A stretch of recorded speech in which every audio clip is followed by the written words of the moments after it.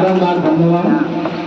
और मैं अपने स्कूल के प्रधानाचार्य महोदय मैम को बुलाऊंगा और आप लोग जोरदार ताली खड़े होकर स्वागत करिए ताकि मैम अपने मसलों को और अपनी शिक्षा से हमें अवगत कराए और हमें बताए कि हिंदी हमारे लिए कितनी ज़्यादा जरूरी है और हमें इसकी शिक्षा दें।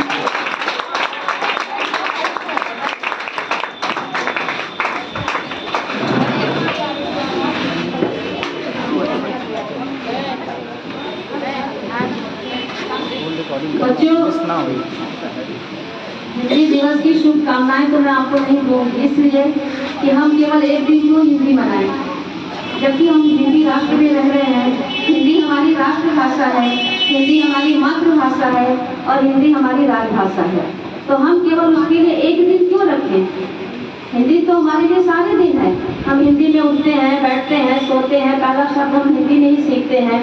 भले हमारे घर में इंग्लिश बोली जाती हो, लेकिन पहला शब्द हम हिंदी ही बोलते हैं। तो हमारे लिए बड़े गर्व की बात है कि हम हिंदी बोलते हैं और हिंदुस्तान में रहते हैं। लेकिन यहाँ पे हिंदी दिवस मनाने का कारण ये है कि जिस तरह आप लोग अपना जन्मदिन मनाते हैं, एक कोई खास दिन, और उसके बाद ऐसा तो नहीं होता कि आपका जन्मदिन खत्म हो जाता है, आपका वो जन्मदिन रहता ही है, पूरे साल के आप रहते ही रहते हैं। तो इसी तरह एक साल के बीच में एक दिन आता है 14 सितंबर, जो हम हिंदी दिवस के रूप में मनाते हैं।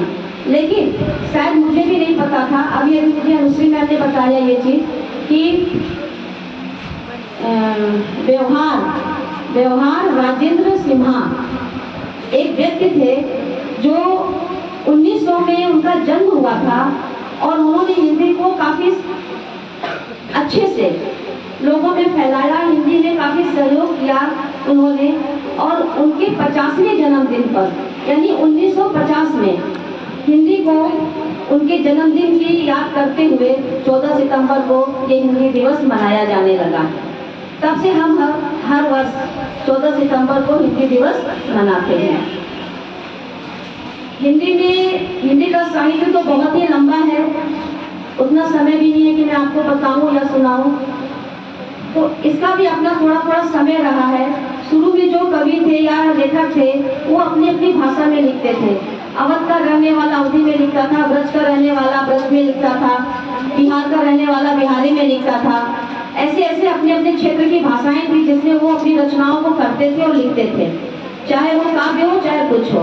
उसके बाद कुछ समय ऐसा आया कि जब लोगों ने केवल भक्ति की रचनाएं शुरू कर दी।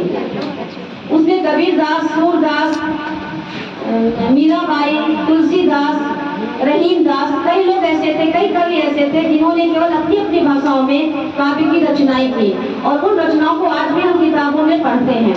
उसके बाद समय आया छायावाद का।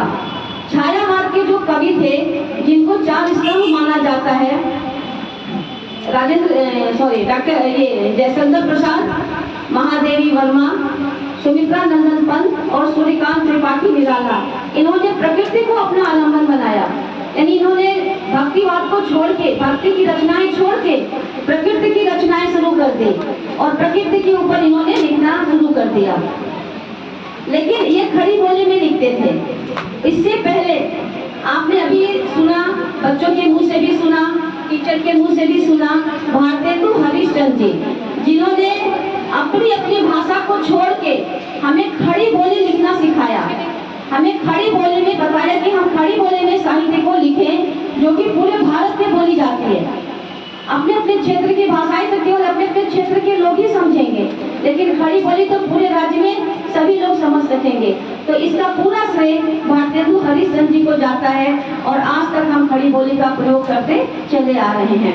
हमारे लिए एक गर्व की बात है कि भारतेंदु हरिश्चंद्र जी के नाम पर ही हमारे वाराणसी में हरिश्चंद्र कॉलेज है। मैं आपको ये बता रही हूँ कि अगर कोई किसी को किसी विषय के बारे में जानकारी ना हो तो वो उसके लिए क्या करता है। खासतौर पर हमारे यहाँ जो चुटकुले या जोक बनते हैं वो नेताओं के ऊपर ही बनते हैं, और नेता हम कैसा चुनते हैं ये हम लोग को भी मालूम है। हम ये नहीं देखते कि नेता पढ़ा लिखा है या नहीं, उसको जानकारी है या नहीं, या उसका दबदबा है या क्या है, हम नेता चुन देते हैं। लेकिन आजकल माहौल बदल गया, हम पढ़े लिखे नेता को ही चुनते हैं। लेकिन एक छोटा सा आपको बताऊंगी, ये हंसी ही है कि एक नेताजी थे जो अनपढ़ थे, उनको ज़्यादा कुछ मालूम नहीं था। तो यही भारतेंदु हरीशचंद्र जी की जयंती मनाई जा रही थी। तो चूंकि भारतेंदु हरीशचंद्र जी बहुत बड़े शख्स थे हिंदी साहित्य के, सब लोग उनके बारे में जानते थे, उनको सम्मान देते थे। तो उनकी जयंती मनाई जा रही थी, तो नेताजी को बुलाया गया कि आप कुछ बोलिए भाषण देने के लिए। अब वो भाषण देने खड़े हो गए, स्टेज पर बोलने लगे कि हरीशचंद्र तो बहुत महान राजा थे, सतयुग में पैदा हुए थे, उनका बहुत सत्य बोलते थे। उनका बेटा राहुल था, राहुल को भी उन्होंने मर गया, लेकिन उन्होंने सत्य का साथ नहीं छोड़ा। तो पीछे से किसी ने कहा कि अरे नेताजी ये वो हरीशचंद्र नहीं है, ये दूसरे हरीशचंद्र जी हैं। लेकिन नेताजी सुने नहीं, अपना बोलते रहे। फिर उन्होंने पीछे से बोला कि अरे वो दूसरे हरीशचंद्र हैं, आप दूसरे हरीशचंद्र के बारे में बोल रहे हैं। नेताजी बार बार डिस्टर्ब हो रहे थे, क्योंकि पीछे से कोई कह रहा था कि आप गलत बोल रहे हैं, ये वो हरीशचंद्र जी नहीं है, ये तो भारतेंदु हरीशचंद्र हैं। नेताजी झुझला गए और झुझला के माइक पर ही बोल दिए। क्या बोले? कहे कि जब एक महान राजा हरीशचंद्र हमारे देश में मौजूद हैं, तो ऐसे छोटे छोटे हरीशचंद्रों की जयंतियों में मुझे क्यों बुलाया जाता है? अब नेताजी को कौन बताने जाए कि ये भारतेंदु हरीशचंद्र एक छोटा मोटा व्यक्ति नहीं है, बहुत बड़ी हस्ती है हमारे लिए, और उन्हीं के साहित्य का या उन्हीं के परिश्रम का या उन्हीं की देन है कि आज हम सब लोग हिंदी में बोल रहे हैं। आप लोगों ने जो प्रस्तुति दी यहाँ पर बहुत ही सुंदर और बहुत ही अच्छा दिया, लेकिन थोड़ा सा और तैयारी की जरूरत थी आप लोग को। और भी बहुत से ऐसे बच्चे हैं जो बोलना चाहते हैं लेकिन बोल नहीं सकते हैं। तो अगली बार जब भी कार्यक्रम हो, आप लोग भी अपना नाम लिखवाइए और अच्छे से तैयारी करिए। आप लोग से हम लोग भी बीच में भूल जाते हैं, बीच में बोलना भूल जाते हैं, तो इसमें निराश होने की जरूरत नहीं है। स्टेज ऐसी चीज ही होती है कि आप वहाँ आते हैं तो थोड़ा कुछ ना कुछ भूल ही जाते हैं। तो आप लोग इसमें निराश मत होइएगा और अच्छी तरह से आगे तैयार करिएगा। आगे भी 2 अक्टूबर आ रहा है, 14 नवंबर आ रहा है। अगर उस दिन छुट्टियां पड़ती भी हैं तो हम आगे पीछे उसको सेलिब्रेट करेंगे। उसके लिए आप अपनी तैयारी करते रखिएगा। स्पीच है, कविताएं हैं, गाना है, ये सब तैयारी करके रखिएगा। आप लोगों ने बहुत अच्छा बोला, धन्यवाद।